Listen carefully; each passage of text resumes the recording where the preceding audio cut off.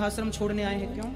एक पिछले वाले बेटे ने कहा है अगर मेरे को ना तो मुझे फोन करने की जरूरत है और ना मेरे घर पे आने की जरूरत है, और कोई मुझे रखने को तैयार नहीं है। आपके और 2 भाई हैं, तो क्या उन भाइयों के पास एक माँ को खिलाने को रोटी नहीं है? उन भाइयों ने मना कर दिया है। आपका क्या निर्णय है? आप छोड़ के जाना चाहते हैं या सेवा करने का विचार है आपका? जैसा आप कहें वैसा हम करेंगे। क्या मन है आपका? छोड़ के जाना। ये समय छोटा है। छोटा बेटा है ये, तो बेटा आपको यहाँ छोड़ने आया है आश्रम में, ऐसा क्यों? वृद्धाश्रम में बेटा छोड़ने आया है, क्यों?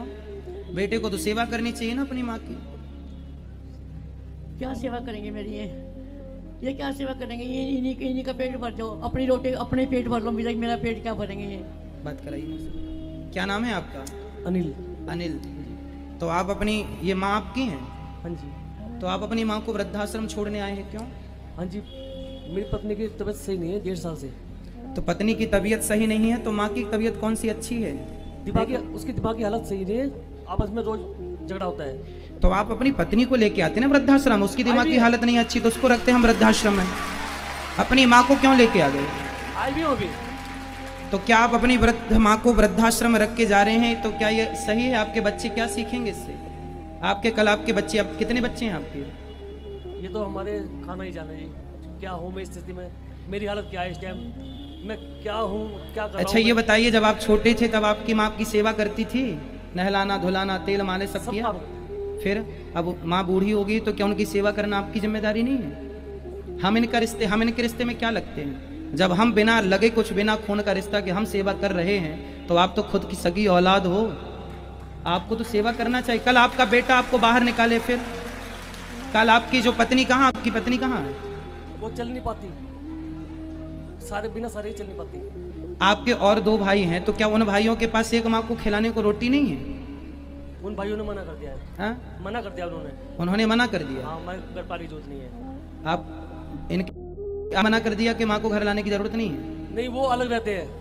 नहीं, अलग रहते हैं तो माँ की सेवा तो कर सकते हैं ना, वो भाई 2 लोग मिलकर नहीं कर सकते कि माँ की सेवा? नहीं, वो मना कर दिया उन्होंने। देखो जरा, एक पिछले वाले बेटे ने कहा है अगर मेरे को ना तो मुझे फोन करने की जरूरत है और ना मेरे घर पे आने की जरूरत है, मेरे घर में झगड़ा होता है तुम्हारे आने से। बेटे ने कहा? हाँ जी, पिछले इसके छोटे इसके बड़े भाई ने, और कोई मुझे रखने को तैयार नहीं है। आपका क्या निर्णय है? आप छोड़ के जाना चाहते हैं या सेवा करने का विचार है आपका? जैसा आप कहें वैसा हम करेंगे। क्या मन है आपका? छोड़ के जाने का विचार है। छोड़ के जाएंगे? अल्लाह ताला फरमाते हैं सूरह इस्रा में, सूरह नंबर 17 आयत नंबर 23 और 24 में अल्लाह ताला फरमाते इंसानों से कि आप सिर्फ मेरी इबादत करो। इंसानों से कहते तुम सिर्फ मेरी इबादत करो और अपने वालिदैन से हुस्न सलूक करो। अगर दोनों में से कोई भी एक या दोनों ज़ईफ हो जाए, उनको उफ तक मत कहो, ना ही उनको झिड़को, लेकिन उनके साथ इज्जत से पेश आओ और उनके साथ हुस्न सलूक करो और अल्लाह ताला से दुआ करो कि ए रब, आप इनके ऊपर रहमत फरमा, जिस तरीके से उन्होंने मेरा ख्याल रखा बचपन में। और अल्लाह ताला फरमाते सूरह अनाम में सूरह नंबर 6 आयत नंबर 151, बिवालिदैनी एहसाना, हमने इंसानों को कहा है, फर्ज ठहराया है कि वो अपने वालिदैन से हुस्न सलूक करे।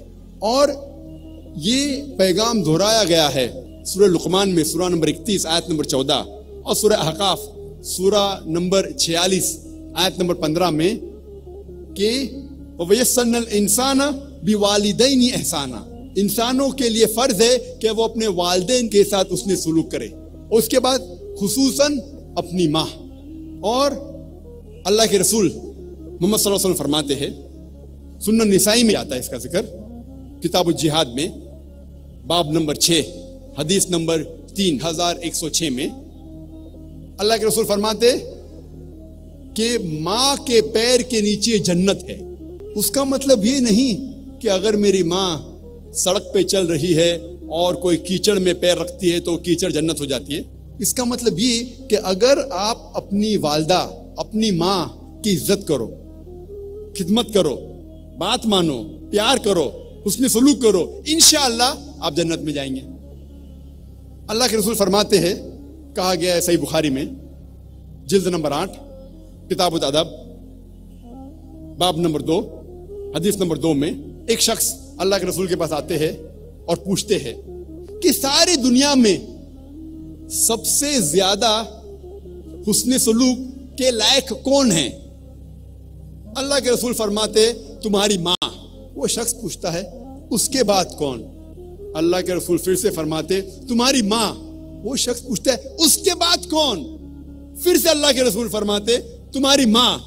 उसके बाद कौन? फिर चौथी बार अल्लाह के रसूल कहते हैं तुम्हारा बाप। इसका मतलब 75% हुस्न सलूक के लायक है माँ, 25% बाप, 3/4 हिस्सा हुस्न सलूक का जाता है माँ को, 1/4 हिस्सा जाता है बाप को।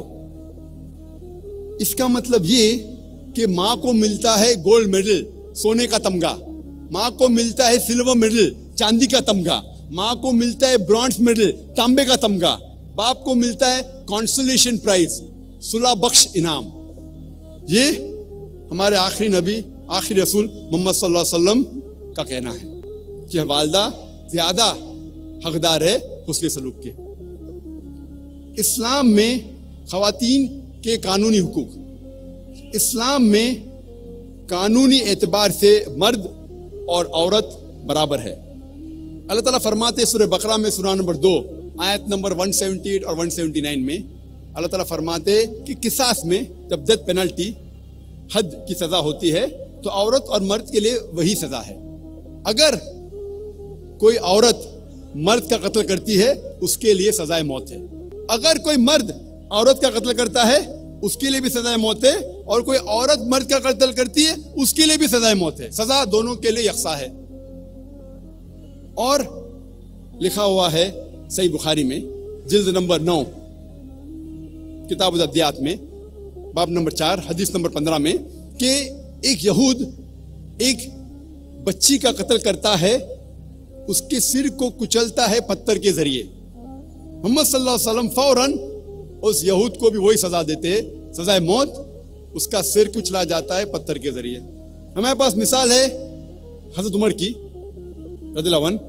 उस दौर में कई आदमी मिलके एक औरत का कत्ल करते हैं और हजरत उमर रज़ियल्लाहु अन्हु वो सारे मर्द को सजा देते हैं कत्ल की, कत्ल के बदले कत्ल। इस्लाम में अगर कोई जिस्म का भाग, हिस्से को चोट पहुंचती है, चाहे वो आंख हो, नाक हो, मुंह हो, हाथ हो, जो सजा मर्द को मिलती है वही सजा औरत को मिलती है, सजा यकसा है। और अगर कोई कातिल को कोई रिश्तेदार माफ करना चाहता है दिया पैसा लेके तो उसको इख्तियार है, वो रिश्तेदार चाहे मर्द हो या औरत हो, उसको कातिल को माफ करने का हक है और कोई भी उसे रोक नहीं सकता। इस्लाम में कानूनी तौर पे दोनों मर्द और औरत की सजा यकसा है।